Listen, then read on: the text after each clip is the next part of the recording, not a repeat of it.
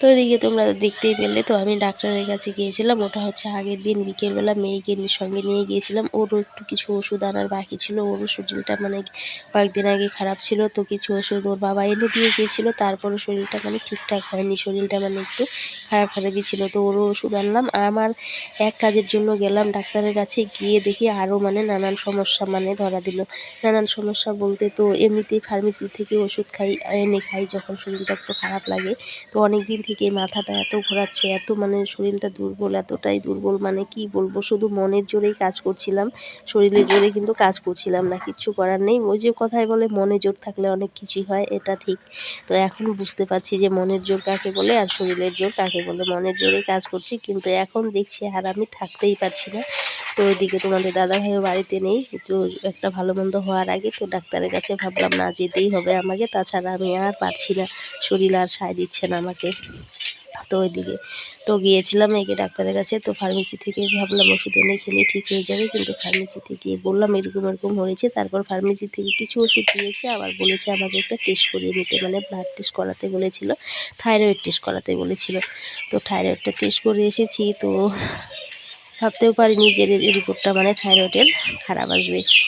তো খারাপ বলতে কি, থাইরয়েড আমার হাই, মানে রিপোর্টে হাই, মানে অনেকটাই হয়ে গেছে থাইরয়েড। তো মানে এতটাই মানে খারাপ লাগে, শরীর বলার মতো না। তো এমন একটা রোগ দেখো ভগবান দিয়েছে, তো কি করবো, আর কিছু করার নেই, যেহেতু হয়েছে চিকিৎসা তো করাতেই হবে। তো ওইদিকে আমি এর আগের দিন ফার্মেসি থেকে ওষুধ এনে তো খেয়েছিলাম, খেয়ে টেয়ে তারপরে আবার সেই টেস্ট করালাম, টেস্ট করিয়ে তো এরকম আসলো রিপোর্টটা।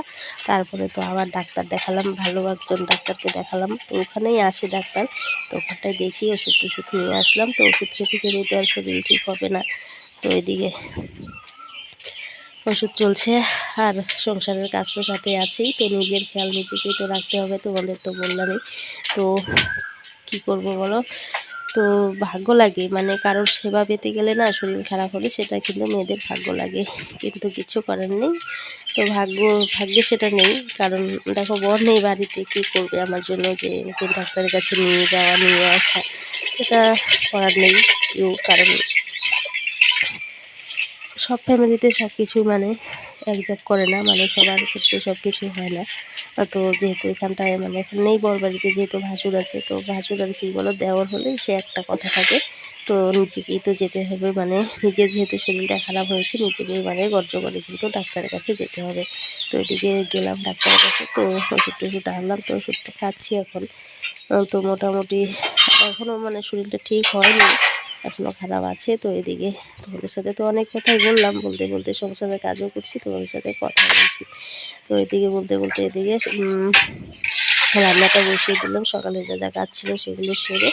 তো এই যে দেখো উনানে জাল ঝুলে দিয়ে ভাতটা বসিয়ে দিলাম। আর ভিডিও মানে সেগুলো আজকে আর মানে মিউট করিনি, তো প্রতিদিন তো সেই একই ভিডিও দিয়ে তোমাদের সাথে মিউট করে বলে, তো আজকে আর মিউট করিনি। তো একটু ঢকঢাক আওয়াজ, সেটা আওয়াজ কিন্তু একটু হচ্ছে, তো তোমরা একটু মানিয়ে গুছিয়ে নিও, কারণ আমার শরীরটা সে অতটাও ভালো না, এর জন্য ভিডিও মানে এডিট মানে করার মানে মুড বা ইচ্ছে কোনোটাই নেই, কিন্তু কী করবো, ভিডিও তো দিতেই হবে বলো বন্ধুরা। তো ওইদিকে যে ভাতটা বসিয়ে দিলাম, আর ওনানে জালটা জ্বেলেছি, রান্নাঘরটা তো এগুলো লেগেই নিয়েছিলাম, যেহেতু বৃহস্পতিবারের ভিডিও এটা, আমার সাথে বৃহস্পতিবারে করতেই হবে। তো এখন ভাত বসিয়ে দিয়ে সবজিটা কাটবো, তো নিরামিষ সবজি রান্না করবো, আর তরকারি ভাতই করবো, আর বেগুন ভেজে রাখবো, মনে মনে তো যেটাই চিন্তা করে নিয়েছি।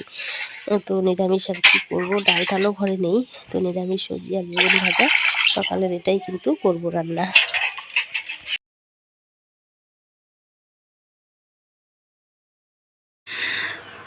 তো ওই যে সকালে রান্না বান্না হয়ে গেছে, তো এইদিকে যে বয়েল সবজি আর বেগুন ভাজা, আর এই হচ্ছে ভাত। তো বেগুন ভাজাটা কড়াইতেই আছে, নামাইনি এখনও। তো এই যে হচ্ছে বেগুন ভাজা, এই হচ্ছে সকালের রান্না বান্না।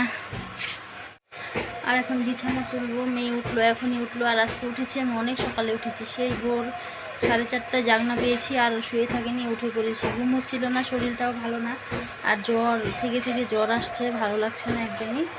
তো যখন সময় খারাপ হয় চারিদিক থেকেই খারাপ হয়। তো এইদিকে আমার মায়েরও শরীর ভালো না, আবার তোমাদের দাদা ভাই ওইদিকে বাড়িতে নেই, আবার আমারও শরীরটা ভালো না। তো কী করবো, শরীর ভালো খারাপ যায় আসে না, কাজ করতে হবে, এটাই হচ্ছে বড় কথা। তো এই যে ধান সিদ্ধ করেছি,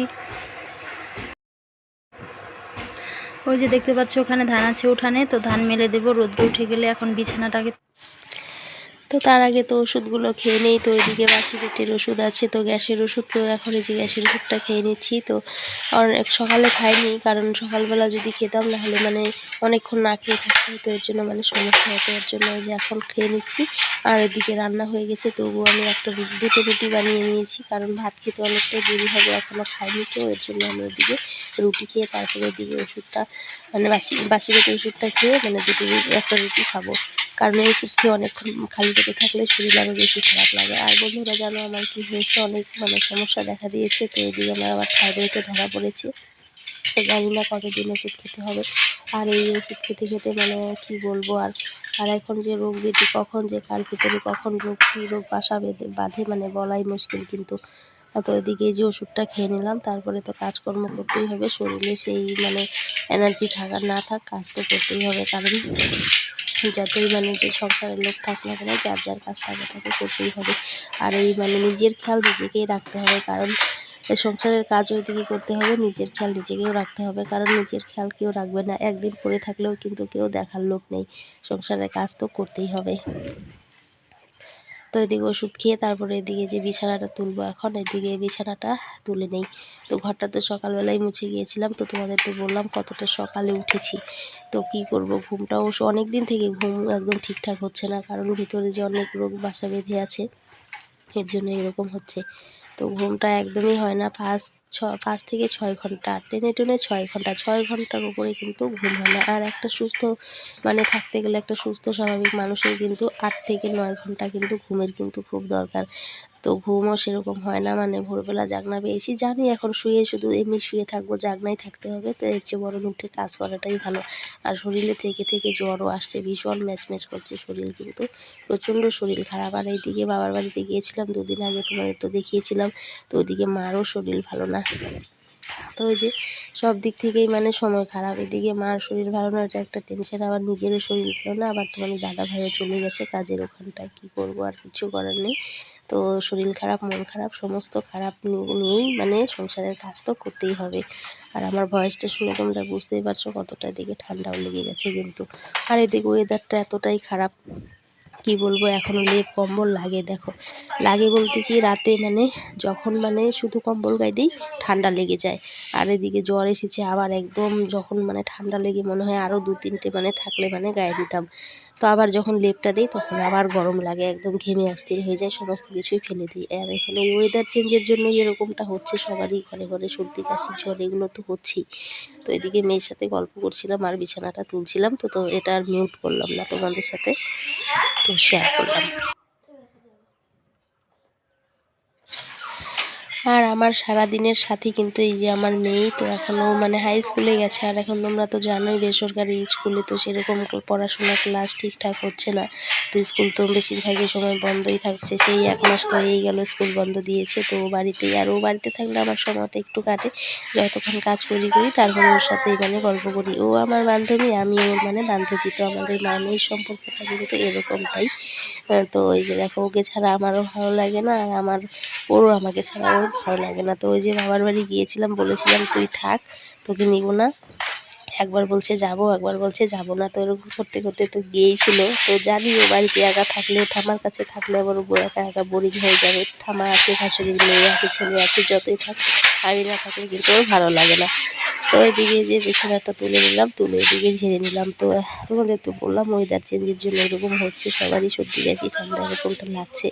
আর এই ঠান্ডা লাগছে, এই গরম লাগছে। তো এখন যে দুপুরবেলা এখন আমি দেখো ফুলাতা নাইটি পরে আছে, আবার কিন্তু এখন আবার ঠান্ডা লাগছে, কারণ শরীরে এখনও কিন্তু জ্বরটা আছে। তাহলে বন্ধুরা আজকে ভিডিওটা এখানেই এন্ড করছি।